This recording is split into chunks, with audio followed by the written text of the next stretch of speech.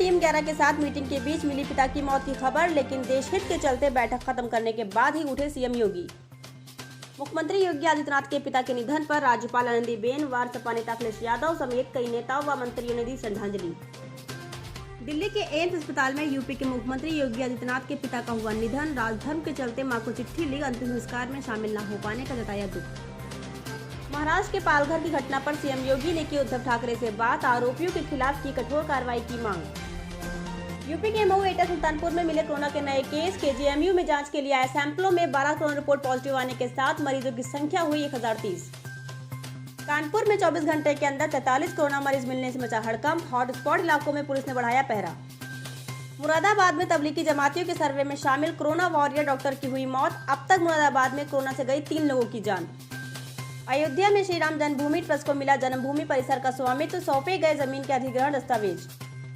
महाराष्ट्र में 53 पत्रकारों के कोरोना पॉजिटिव आने से मचा हड़कंप। पत्रकार संगठन टीवीजे ने कराया था 167 मीडिया कर्मियों का टेस्ट। लखनऊ के इंटीग्रल यूनिवर्सिटी हॉस्पिटल में स्टाफ नर्सों ने किया स्ट्राइक। अस्पताल प्रशासन पर लगाया कोरोना सेफ्टी इंतजाम न किए जाने का आरोप। मुख्यमंत्री योगी आदित्यनाथ ने टीम 11 के अधिकारियों के साथ कोरोना के बढ़ रहे मामले और कोटा से वापस आए छात्रों व कोरोना टेस्टिंग लैब को लेकर बैठक में निर्देश दिए। साथ ही जनता द्वारा कोरोना बचाव आरोग्य सेतु ऐप भी डाउनलोड कराए जाने पर निर्देश दिए। हालांकि इसी बीच सुबह मीटिंग के दौरान सीएम योगी के पिता के निधन की खबर भी मिली। फिर भी सीएम योगी ने राजधर्म को महत्ता देते हुए अधिकारियों के साथ कोरोना संबंधित समीक्षा करने के बाद ही बैठक खत्म की। आए हैं सर, कल लगभग इसमें एक 4 मॉड्यूल्स पर ट्रेनिंग पीजीआई ने ऑनलाइन जूम प्लेटफॉर्म पर शुरू की है, जिसमें सर 650 लोगों को ट्रेन किया गया। ये 3 घंटे की सर।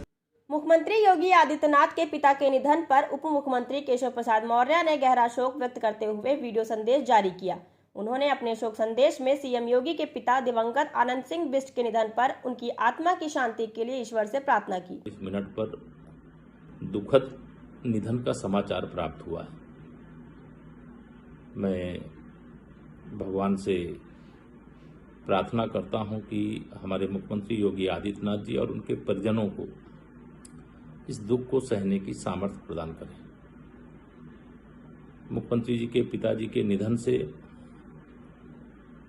मैं ही नहीं, प्रदेश की 23 करोड़ जनता और देशवासी भी दुखी हैं।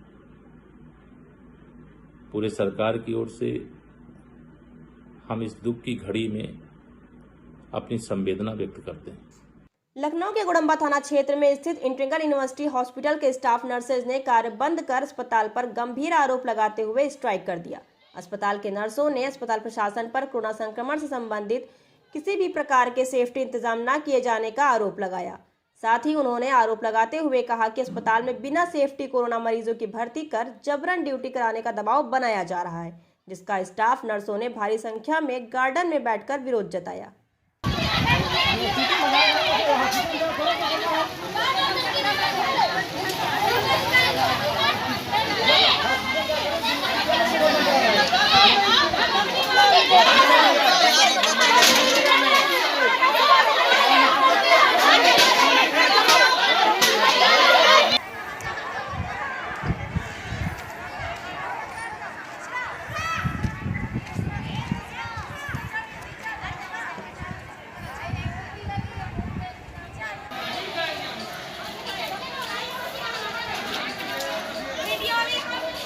इनका पक्ष कर लेगा।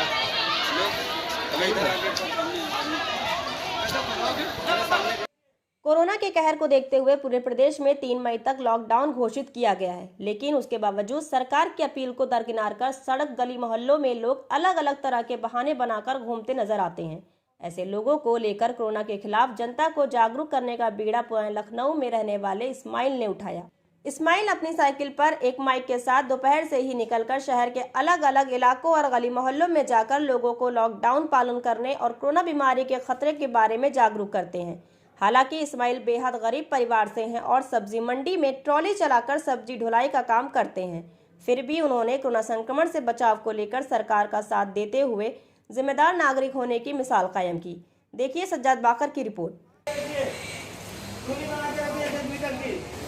आप लोग मास्क बांध कर रखिएगा। ये इस्माइल भाई का इंसानियत का पैगाम है, तो आप लोग 1-1 मीटर की दूरी बना के रखिएगा। और मास्क मांग के रखेंगे आप, ये समझ लीजिए। ये इस्माइल भाई का इंसान है, इस्माइल अंसारी है। मगर क्या करते हैं आप? जी मैं टाली चलाता हूँ, ये जो 3 पहिए वाली होती है रिक्शा टाली। अभी कोरोना को लेकर आप जैकेट वगैरह पहन चुके हैं, बनाया आपने, इंसानियत का पैगाम स्लोगन लेके चल रहे हैं। जी। क्या कर रहे हैं इस कोरोना महामारी में लखनऊ की सड़कों पर? मैं तो लोगों को ये समझाता हूँ, जागरूक करता हूँ। मैं तो लोगों को ये कहता हूँ, कोरोना वायरस से बचिए, लॉकडाउन का पालन कीजिए, अपने घरों में बैठिए और बुराइयों से भी बचिए।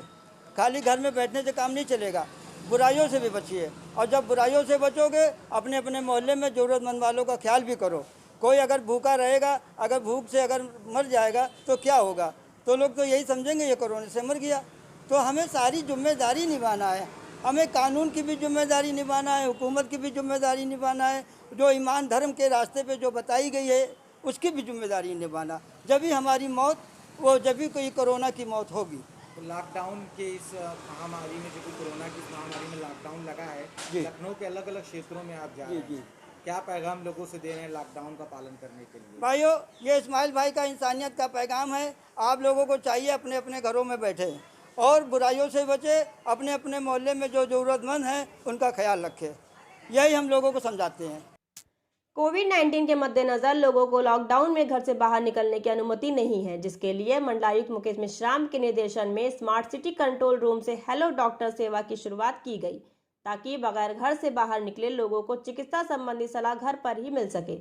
हेलो डॉक्टर हेल्पलाइन की जानकारी देते हुए नगर आयुक्त इंद्रमयी त्रिपाठी ने पैनल में इस्तेमाल किए गए विभागीय डॉक्टरों और समय सीमा की जानकारी दी। इस नंबर पे कोई भी सिटीजन कॉल कर सकता है। हमारे पैनल में कुल मिला के 175 से 80 डॉक्टर हैं। एलोपैथ, होम्योपैथ, आयुष, अरबी, यूनानी, इन सभी विधाओं के डॉक्टर्स हैं। उन्हें कॉल ट्रांसफ़र की जाएगी, डिटेल रहेगा, हर पेशेंट का डिटेल हमारे पास दर्ज होगा, उसका नाम, मोबाइल नंबर, एज, समस्या। वो डॉक्टर से के साथ सीधा संवाद करेगा, डॉक्टर उसको दवा लिखाएगा।